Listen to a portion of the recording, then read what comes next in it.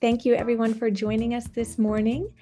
We are delighted to have our second seminar of our Global FEWture Alliance International webinar series.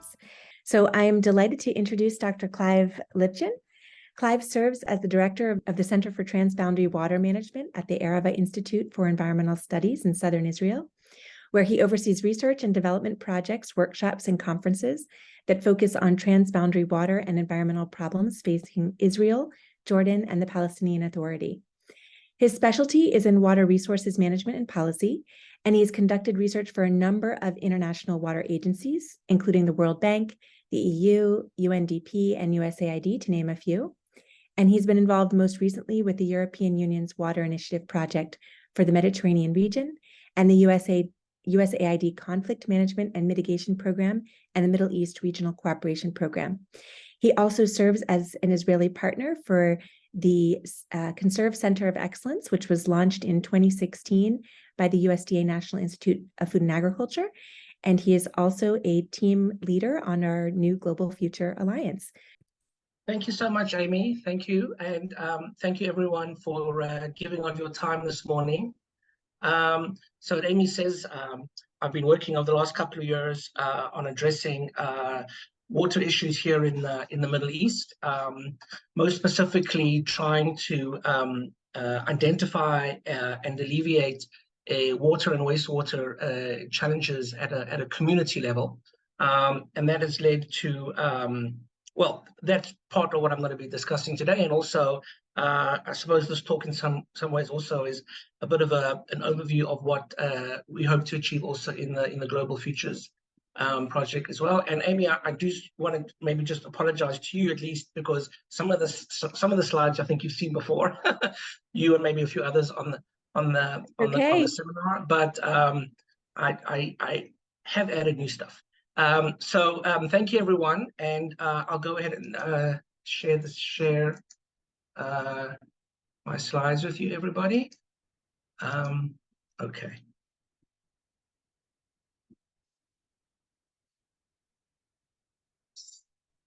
Okay, everybody can see, right?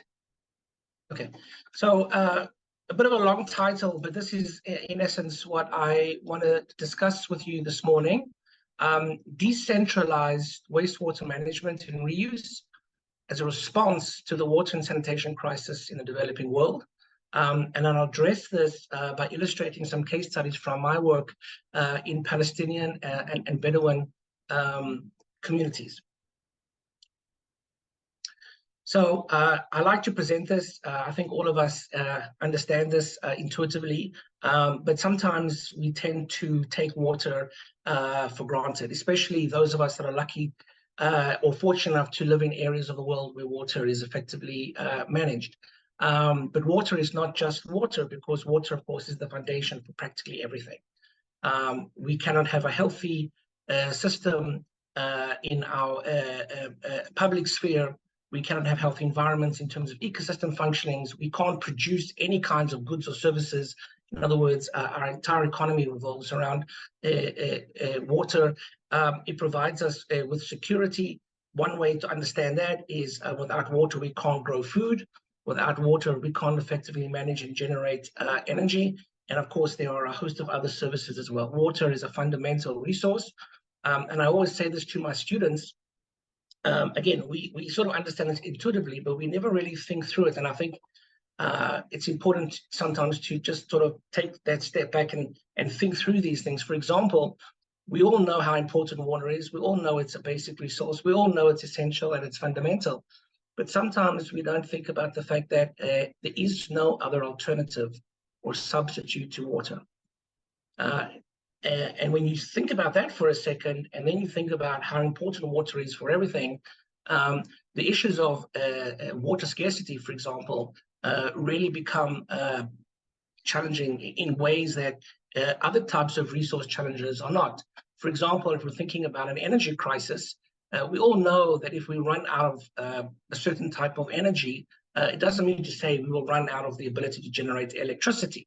Right? If we're going to phase out fossil fuels, we will find other ways, maybe even better ways through renewable energies to generate electricity. But if we run out of water, there is no substitute. And so that is always, for me, a good way to sort of frame some of these issues. And of course, this is global. It doesn't matter where in the world one is. These issues are fundamental, and they're becoming even more acute, if you will, when we start to also think about and understand the linkages between water availability, water distribution, water quality, and the linkages of climate. I'm so pleased and grateful to be part of this amazing network, especially because we're bringing in a global perspective to these issues, whether it be in the United States, in Israel, in Nepal, in East Africa, and in other places as well.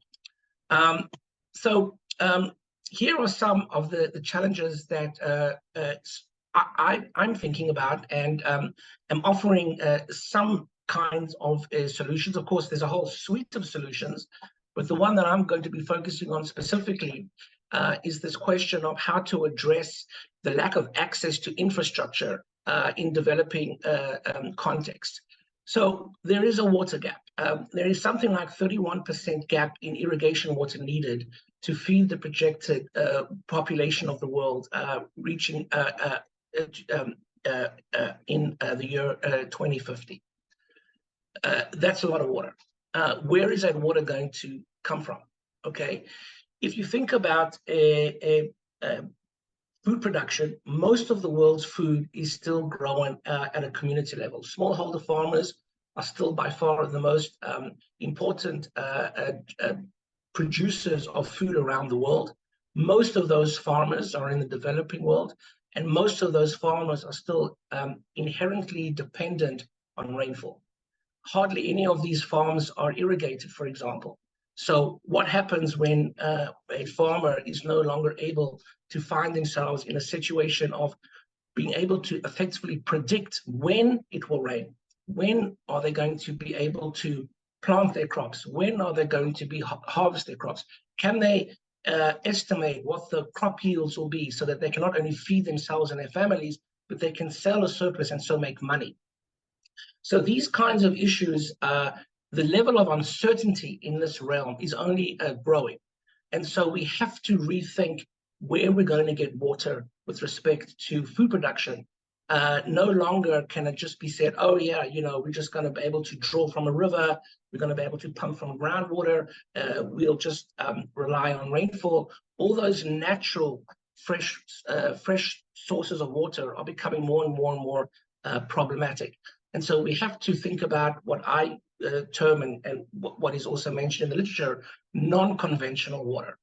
What other types of water can we consider in order to close this gap? And that, in essence, will bring me later on in a few slides to the role and the benefit of wastewater to help us close this 31% gap in irrigation water. Energy. So this is from rural East Africa. Rural East Africa has a 72% electrification rate, but only 2% of the region is using renewable energy. And it's important to mention energy here because when you are thinking about adding water into food production via irrigation, energy is an essential need because you've got to obviously have that water be provided under pressure. So the nexus, and this of course is such an essential element of our Global FEWures program, the nexus with water and energy is critical. Customers, if you will, 2 billion people do not have adequate access to drinking water, and 3.6 billion suffer from inadequate sanitation health services. So here's another nexus issue, which is if we don't have adequate sanitation, we also are creating and or exacerbating a public health crisis.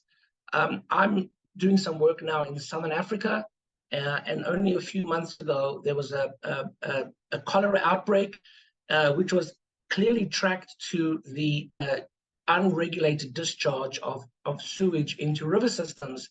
And then downstream from that discharge point, people were pumping water for drinking.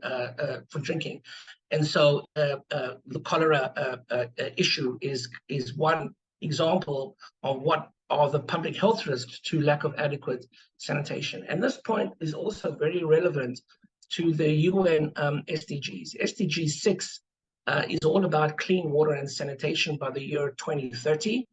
I don't see any way in which we're going to get to closing that gap by the year 2030, which is only less than 10 years away from today. So we still have a lot of challenges to address, not just the water issue, but the sanitation issue as well. And so that's why I've added here some words about the health hazards, because the public health connection here, I think, is very, very important. And not only is it very important, these are essentially health hazards that are absolutely preventable. If we can have adequate and effective and sustainable sanitation, people should not be getting sick or dying from waterborne disease. These are preventable illnesses, and these are preventable deaths. So some statistics here: unsafe sanitation is responsible for 775,000 deaths annually, and 5% of deaths in low-income countries. Lack of sanitation increases the risk factor of infectious diseases such as cholera and diarrhea, as I just mentioned in Southern Africa. Lack of sanitation increases the risk of malnutrition. So here again, I think through some of these words here on the screen, one can see again these nexus connectivity issues that we're also focused on in our work together throughout this in this project, and of course in the other work that we are all active in. So to highlight this specifically in the area of the world that I'm most familiar with, which of course is the Middle East. The Middle East is a water scarce region. The Eastern Mediterranean is one of the most water scarce regions in the world. And we can appreciate this through looking at the gap between supply and demand. So here we have Israel, Palestine, and Jordan, three countries that I work in. Israel's total average annual potential of renewable water amounts to somewhere in the vicinities of 1,800 million cubic meters of water per year, but the demand is greater than 2,000. For Palestine, the areas of West Bank and Gaza, total average annual potential of renewable water is around 200, but the demand is more than twice that.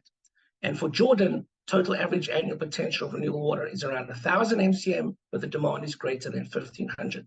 So in all of these areas, there are gaps in meeting supply and demand. There is, in essence, a water deficit. So the key is how to close this deficit. And of course, supply and demand gaps are occurring all around the world.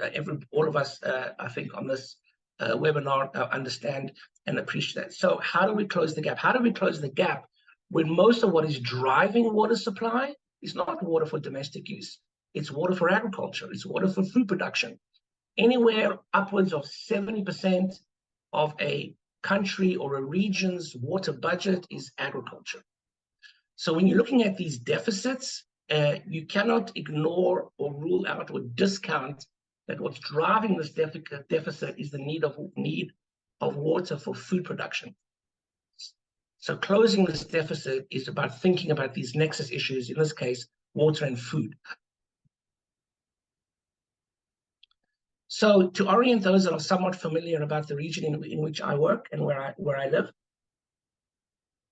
and what adds another layer of complexity, if you will, is the transboundary nature of water. The fact that water resources, of course, do not stop at political borders. They would simply flow according to watersheds. But when watersheds are shared amongst more than one political entity, then the issue of water allocation is also very, very important. Who gets what? How much does one party get with the others versus another? When and how are these allocative decisions made? And this really brings into water management, when you're looking at water under conditions of a transboundary situation, politics. So a lot of the water management issues that we deal with in Israel, Palestine, Jordan, are water allocative decisions that are very, very much driven by political realities, in as much as they are about hydrological realities, if you will. So just to briefly introduce that, this is Israel. This is the West Bank. The West Bank is delineated by this dotted green line, which we term the green line. And this line, in essence, demarcates sovereign Israel from the West Bank, which includes the Palestinian Authority. This brown line is the extent of groundwater resources in the region. You can see that groundwater is both accessible in Israel and in the West Bank. These polygon type of shapes are watersheds. And these watersheds all, for the most part, originate in the West Bank, which is topographically upstream from Israel, meaning that when it does rain, water flow is generated in the areas in the West Bank. In other words, that's the area of recharge, but the water will then flow westwards to the Mediterranean, draining into the Mediterranean Sea. Now, nearly all of these watersheds that are highlighted here are transboundary. In other words, they have an area originating within the West Bank, and then there's a section in Israel, which means that these watersheds have to be managed with those politically allocated decisions in mind. I'm not going to get into that because that's not really the point of my talk, but I do want to present that because wherever we work, whether it be the United States, Africa, Asia, most of the waters that we are dealing with are transboundary in nature. So these allocated decisions are all issues that we all have to address and think about in one way or another. Now, what is challenging in our part of the world is not only do we have these transboundary watersheds, but there's a huge gap in the ability for wastewater treatment. Israel, and I think some of you on the call are somewhat familiar, Israel is a world leader in wastewater management and reuse. And that is actually a central pillar for how Israel looks to close that supply and demand gap. We already irrigate more than 50% of our crops with recycled wastewater. The reality in the West Bank, in the Palestinian territories, couldn't be any different. In these territories or these regions, less than 10% of wastewater is treated and less than 1% is reused. Now, the problem is when you look at that in the transboundary context, wastewater that is not being treated in the West Bank is going to flow into Israel. And this actually exacerbates a transboundary issue between the parties. We have a big problem in how to resolve not just allocating fresh water between the parties, but how to minimize the flow of wastewater across borders. And to understand that a little bit in this map, these arrows all indicate wastewater flows that go from these areas in the West Bank into Israel. So we have 8 catchments covering around 2,000 square kilometers. These are the names of the main catchments. And most of these catchments, because of the lack of wastewater treatment infrastructure in the Palestinian territories, oftentimes are channeling either untreated sewage or partially treated sewage, crossing the border and causing problems downstream on the Israeli side. So this is a summary slide of what's happening globally. When we talk about WASH, of course, we all, I think, understand the importance of water and sanitation hygiene, which is the WASH acronym, of course. And this is the reality globally. Only 30% of the world's sewage is treated. I'm not even yet talking about reuse. I'm just talking about 30% of the world's sewage is being gathered, is being collected by sewer networks, and those sewer networks are connected to sewer treatment facilities, and the sewage is being treated before it gets discharged back into the environment. 70% of the world's sewage is not being treated and is being directly discharged into the environment, either directly by draining it into river systems or indirectly through things like cesspits and other collective means. So just think about that for a second. If you go back to this challenge of the supply and demand gap, that deficit, right? There is so much water that we could effectively use, right, if we could treat it. So why aren't we treating, what are the barriers here? Why is 70% of the world's sewage not being treated? It's not a technological barrier. If 30% of the world can treat it, why can't 70%? And I think the answer is obvious. I think you all know the answer. The answer has nothing to do with technology. The answer has to do with everything that is much more complicated. It's about money. I always say this to my students as well, and they get very upset with me. But I say, guys, we all would like and expect that water, which is so fundamental and is defined in the UN as a basic resource and as a human right, that water should be free. But water can never be free because it costs money to provide the infrastructures. It costs money to implement these technology. It costs money to operate and manage them. So 70% of the world is low to middle income. And so access to financing to be able to bring these technologies into their areas is a challenge. But it's not just finance, of course. Another major challenge, which we do work in as well, is the governance challenge, is who's making the decisions. A big part of, I know Amy's work and her team is so much focused on water quality and the identification, understanding of the public health risk of pathogens and other contaminants in sewage. So that is a huge challenge. It's a technical challenge, it's a scientific challenge, and it's a governance challenge. What are the regulations? What are the standards? How do we know what's safe? How do we know what's not safe? So the governance element, in addition to the financial element, are two massive barriers that make many countries and regions around the world simply unable to deal with this issue.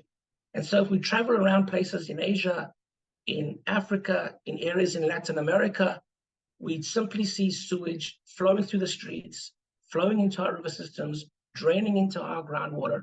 And if we could just clean that up, if we could solve the financial and governance issues, then we can also bring that sewage into a position where it is no longer looked at as a nuisance, it's no longer looked at as a hazard, but it could actually become productive. And if it can become productive, it could be an amazing way to close these supply and demand gaps. And that is where the issue of not only treating sewage comes into play, but recycling it for agriculture. And that, again, links us to that nexus of water and food. So this is a summary of what I was just saying. I don't have to maybe repeat myself here, but we have these health hazards that we could resolve if we're dealing with sanitation, and we can resolve global water shortages, specifically the need for water in food production, if we can treat wastewater and recycle it in agriculture. And at the moment, as I've written there, treated wastewater is globally, is a massively underutilized resource. So how do we try to address this effectively? So what I'm trying to do in my work is to offer alternatives to thinking about the technologies and the infrastructures needed, because in most of the developed world, and we can include the United States here, Western Europe, Israel, Australia, and a few other countries, the conventional thinking is put down a network, collect the sewage, and send it to a centralized facility for treatment. In my opinion, that works when you have effective governance, it works when you have effective financial mechanisms, and you can bring in these technologies, and you have capacity for operation and maintenance. It may not always be the best solution in places where those issues are challenging. And so to rethink this, what I'm advocating for is what's written there on the left, is decentralization. Can decentralized wastewater treatment offer an economical environment solution to what we call off-the-grid communities? Communities that are not being serviced by these centralized infrastructures. And if we can, then we can improve health, we can lower those public health risks to waterborne diseases, and very, very importantly, of course, we can promote global food security. So this is how I think about what is called off the grid, right? Not being adequately serviced by these centralized infrastructures. We have around 1.3 billion people with limited access to water, sanitation, and electricity. And many of these people are in rural and semi-rural communities. So that's really important, because it's the rural and semi-rural where the need for water for agriculture is critical. And so the third point there is maybe, again, somewhat obvious, but until such communities have access to efficient water, energy, and sanitation services, little progress can be made to develop their economies and improve their lives. So for me, when I think about wastewater treatment, I'm not just thinking about this as an environmental problem. I'm actually thinking about this as a way to improve people's standards of living and quality of life. So in our region, we're looking at the off-grid situation, something like this. Around 70% of the Palestinian population in the West Bank is off the grid. And this is why we have that trans-boundary situation of untreated wastewater going from the West Bank into Israel. In Jordan, it's approximately 30% of the population that's off the grid. And in Israel specifically, we have very good and very efficient centralized infrastructure. We have the Bedouin population, which is a ethnically distinct minority population in Israel, with roughly 50% of that population not being adequately serviced. So we've started to look at these issues in a specific watershed. This is the black line there. It's the boundary of this watershed, a trans-boundary watershed, where the watershed originates in the southern West Bank, flows through Israel, and then actually discharges into the Mediterranean Sea through Gaza. But what I want you to take away from this slide is the complexity of communities that some are on the grid and some are off the grid. So we've mapped this out, and what you see here in this example is the areas in green, which are all in Israel, by the way, are well-serviced, connected on-the-grid communities. But if you go into the Palestinian territories, which again is the source of the water and therefore will also be the source of the sewage, all of those areas covered in purple are Palestinian communities, and they're all off the grid. And if you look at the, I'll just tell you that the population in those purple areas is more than nearly double the population in the green areas. So the Palestinian population is off the grid is around 1 million, whereas the Israeli population that's on the grid is maybe 300,000. So here you can see within one watershed that there is an inequality in who has access to infrastructure and who does not have access to infrastructure. In Israel, in this watershed, it's even more complicated because we have the Bedouin community, and those areas are highlighted in orange and yellow. The orange areas are Bedouin communities that the government recognizes, meaning that the government provides infrastructure to these communities. Is that right? I think yes. But many of the smaller communities highlighted in red are not recognized by the government, and they are not being provided with any kind of infrastructure, whether it be drinking water, wastewater services, or electricity. And the yellow are the large Bedouin towns. So the purpose of this slide is also to try to impart to people how complicated these things are.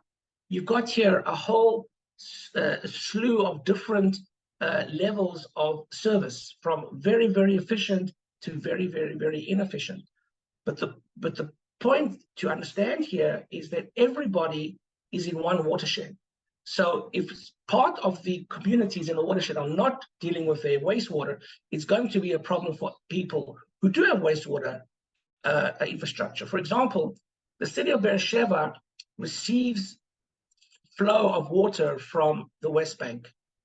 Most of that flow is untreated sewage. And so every summertime, residents of Beersheba are suffering from outbreaks of mosquitoes.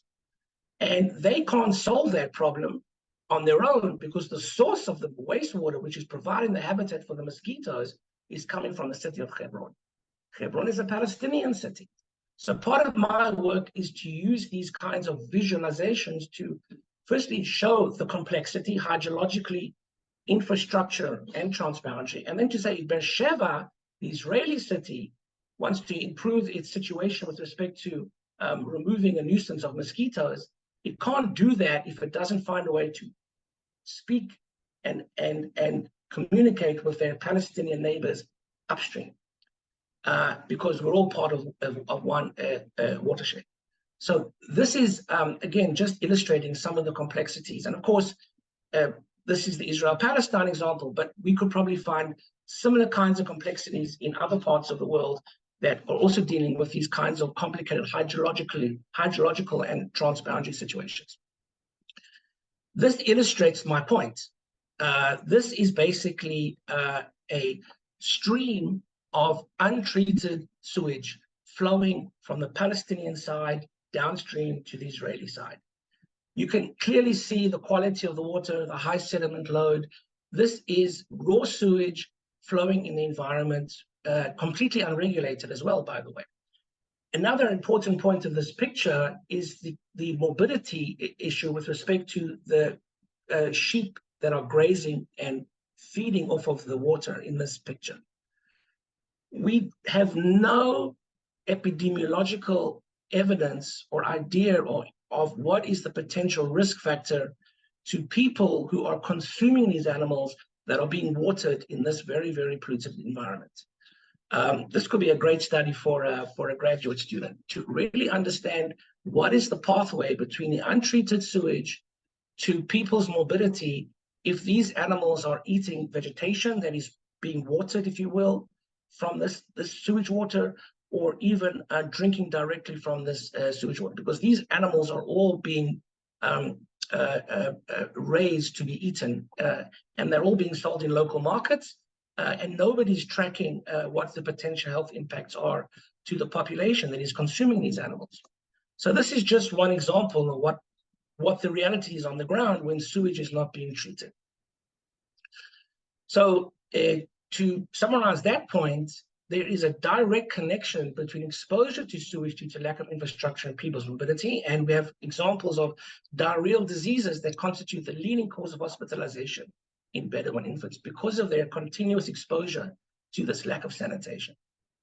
So this is how it looks like in a Bedouin community where you don't have any sewer network, and you don't have any electricity either. So this is a house. You can see there's no connection to electricity anywhere.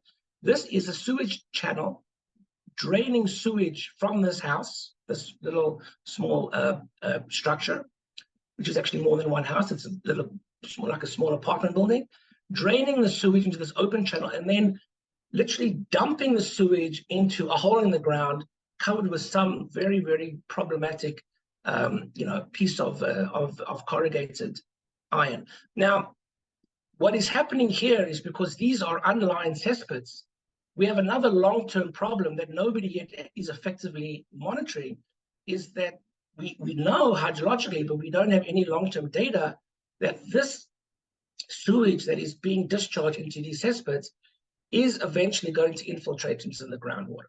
So the groundwater, which is of high quality, which we pump for drinking, is also now being contaminated by sewage.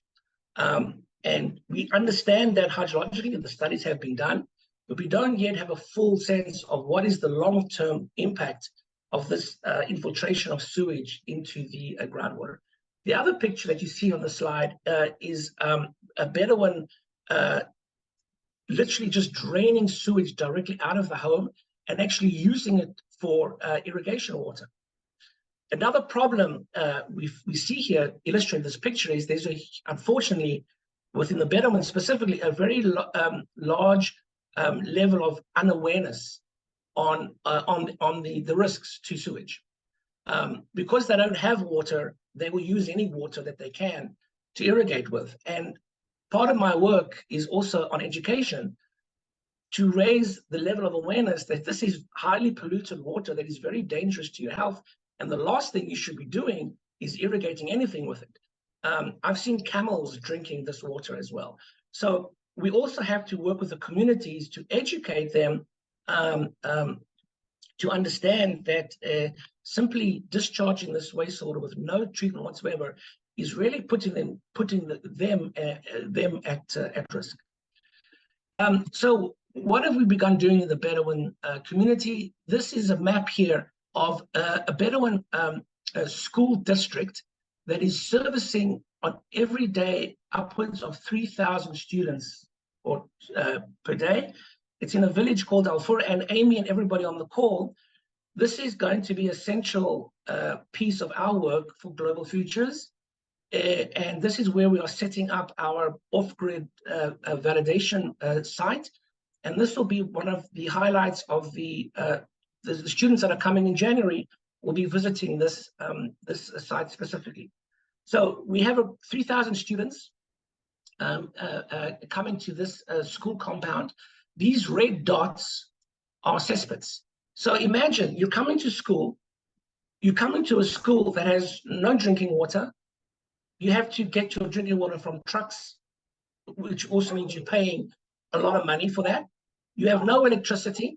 So, imagine having to write an exam or do homework or an assignment when it's 35 degrees centigrade outside because it's the desert and there's no air conditioning. Okay, how do you learn in these environments? And what about the sewage? So this picture is where we are starting to make a difference. So this wall here, if you will, if you can see, this is the back of the toilets that are servicing these 3,000 students. And all the sewage from these toilets are going into this cesspit, which is covered here with a cement slab. But you can see the cesspit is overflowing. This is raw sewage flowing in the environment. And this is right in the school, right in the vicinity of the school. So what we have begun to do in our projects is we have chosen to put our first intervention in this school. Now, why are we working in schools? Because of the educational opportunities to engage the students. It also is a centralized locality. So oftentimes Bedouin in their own homes don't have toilets. They have to open defecate, or they hold it until they come to school and then they go and run to the toilet because the toilets are only available to them in the schools. So what is the solution? What is our solution? Well, we are offering a technical solution, but I want to go back to what I said earlier. It's not about the technology solely. This technology or any other technology is not going to work unless we also clearly understand and deeply think about those governance issues, those finance issues, and those capacity issues. And that's really what we are trying to develop in our work with the Bedouin and with the Palestinians, and hopefully soon also when we start our work for doing this in Nepal as well. So we have developed and piloted and done a number of proof of concepts for this type of solution, which is off the grid, but that can solve the problem of treating sewage and treating it on site, meaning you don't have to think about bringing in sewer grids, sewer networks. And not only can you treat the sewage, but you can produce high quality effluent that can be reused in agriculture. So the elements of this technology have all been, we hope, if we've thought it through, to address the social economic context in which we're operating. So it's off the grid in terms of energy. It's run by solar power and batteries. It's sludge-free or almost sludge-free, which limits an operation and maintenance challenge. We use a natural biological filter to treat the wastewater, so we don't have to rely on things like chemicals and other problematic inputs. The technology is modular and scalable, so as a community grows, so can we. And very importantly, we are able, because of other technological developments such as AI, we are also able to remotely monitor the operation of the system. So that's important because we don't need a trained individual to be present at any one time at the system. We get all the information on how the system is functioning directly on our cell phones or on our computers. So this is showing you the elements of the Laguna system, which we also hope to soon have the opportunity to install in Nepal. You can see it's compact. Operation maintenance is minimal. It's straightforward to install because it comes plug and play. No assembly or anything is required. It's fully containerized to start functioning almost immediately, because this is how it is delivered. It comes on the back of a truck and it's simply put into place like this. All that we need from the area in which we'll be working is two things. One, the sewage must drain to a centralized reservoir. So that could be a septic tank, it could be a cesspit. So we have to think about, do we have access to that collection? And then we just need a flat surface on which to place the system. And that's it. We can be up and running literally within hours once those two elements have been met. This is a case study in the Palestinian areas of a larger system where we have successfully introduced a Laguna system for treating 25 cubic meters per day sewage. We're also servicing a school. This time it's a school of 300 students and the surrounding community, which is a community of 15,000 people without any access to a sewer grid. And what's important in this case study, which we're also going to be working and developing with the Bedouin, and also hopefully when we get to Nepal, is linking the treatment to reuse with respect to agriculture. And already what we see here in this project with the Palestinians, we have agreements with farmers, and we are providing them with the high quality effluent for the irrigation of upwards of 300 olive trees. So this example, or this case study, I think already to some degree illustrates that nexus between improved sanitation and food security. Again, you can see here how easy it is to bring the system in. Of course, this is a much bigger system than what I showed you earlier. So again, this is showing you that scalability of the unit. But this is one of the most important slides, at least for me, because it shows you what can happen and how you can literally transform a community if you can introduce high quality, reliable, and predictable water for irrigation.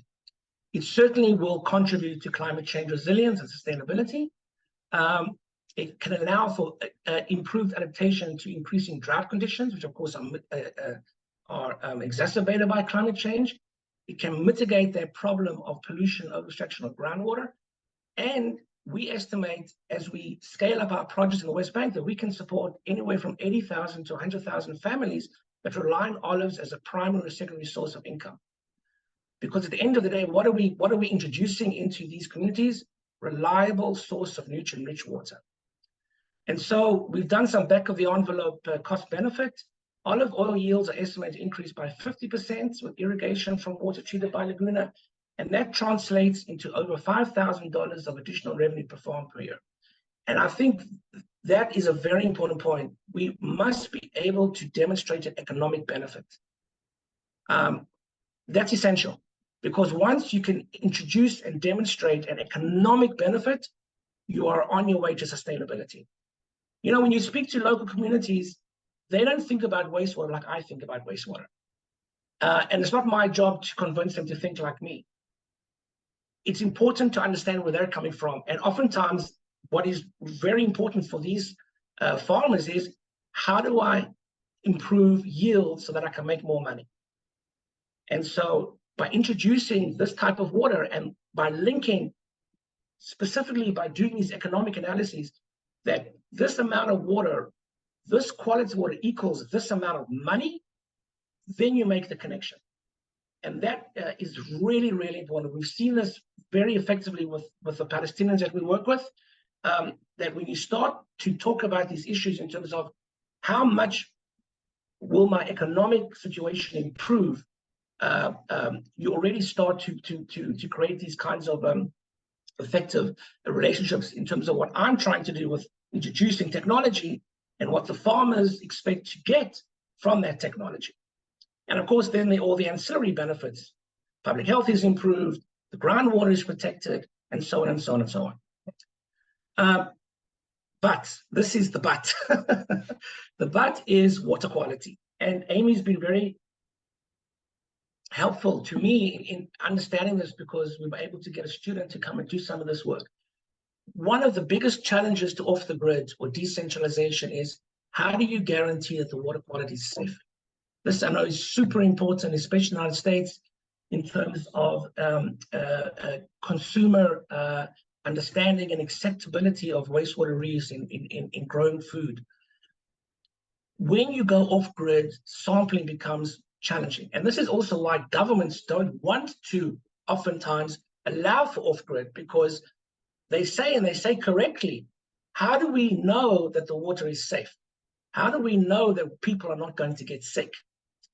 So we have to solve this problem. How do we effectively ensure that we're getting reliable water quality? Because the challenge when you go off grid is the variability of wastewater increases.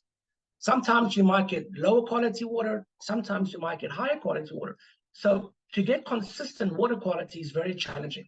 So one way to do it is like this: students can go and sample, field-based sampling, take it to the lab, all that kind of stuff. But this is time consuming and it costs money.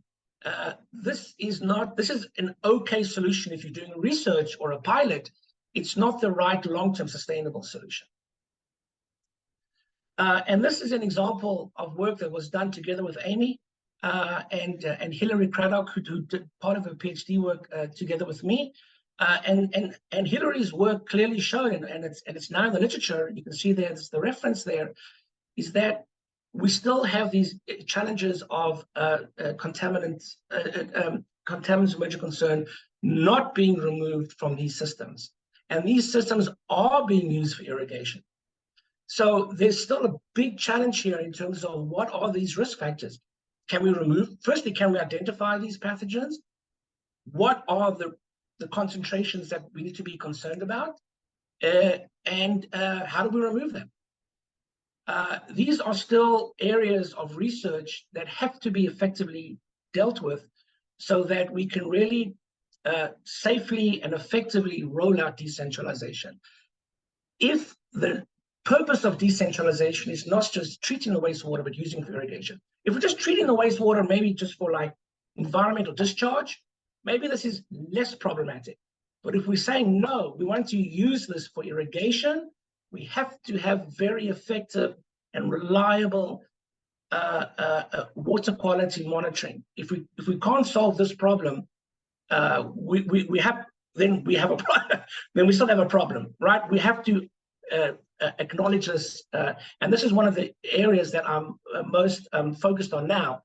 My technology works. I can treat the wastewater, but I need to find the best possible long-term monitoring solution so that I can consistently convey and communicate to farmers, to regulators, and others, the water is safe.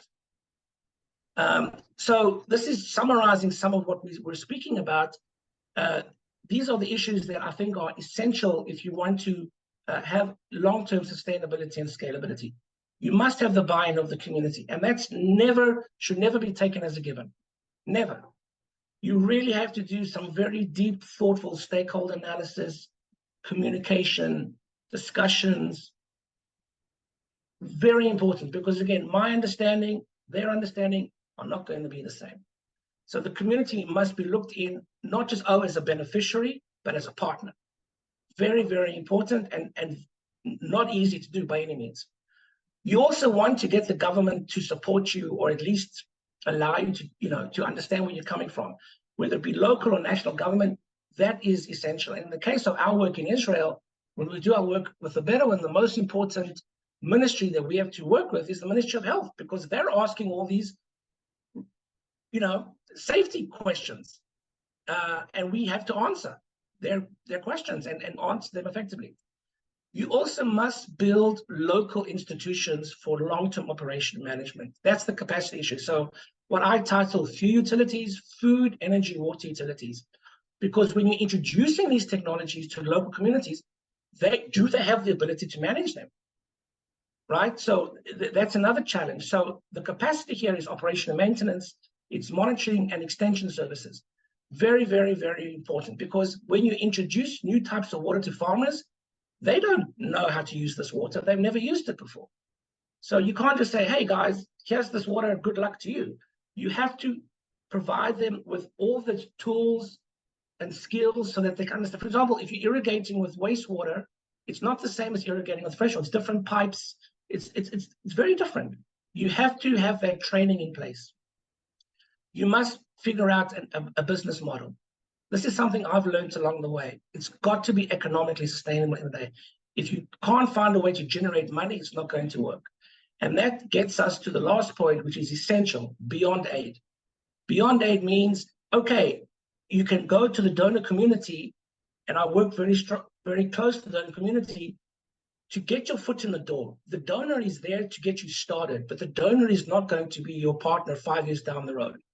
And this is why we are littered with white elephants around the world with donor-driven projects.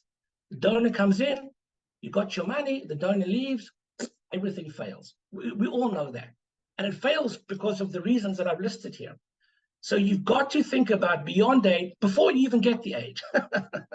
And that is all about building these institutions, capacities, the business model, all of that has to be thought of.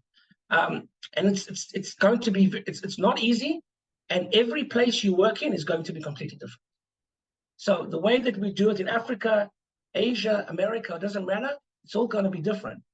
But these are the points that you've got to have, right there front and center before you begin. And again, like I'm trying, it's not easy, but we struggle all the time. Last two slides to end off. Circular economy is also really, I think, very relevant to what we're trying to do here. So this is a great slide that I picked up from a publication, and what they're showing here is the technology, right? The ways in which you can do decentralized wastewater treatment, and here they're linking in other things, like you can also use wastewater treatment to generate biogas. We're actually now thinking about doing a project on a dairy farm, where not only will we treat the wastewater from the dairy, but because of the high organic load, we can also potentially generate biogas for electricity. So there's a lot of really cool things you can do on the technology side. But then you can see here on the right, that connection with farming. And so this can potentially allow you to begin to think about that circular economy approach. And I think, again, this is a good sort of overarching maybe concept for us to keep in mind. And of course, everybody now, it's our new buzzword. Everybody talks about circular economy. So I'm also talking about circular economy. And finally, I'll leave this as my final thought or comment from the UN from 2017. In a world where demands for fresh water are continuously growing, and where limited water resources are increasingly stressed by over-abstraction, pollution, and climate change, neglecting the opportunities arising from improved wastewater management is nothing less than unthinkable in the context of a circular economy. So maybe that's a little bit heavy, but anyway, that's where I'll leave things. Thank you very much.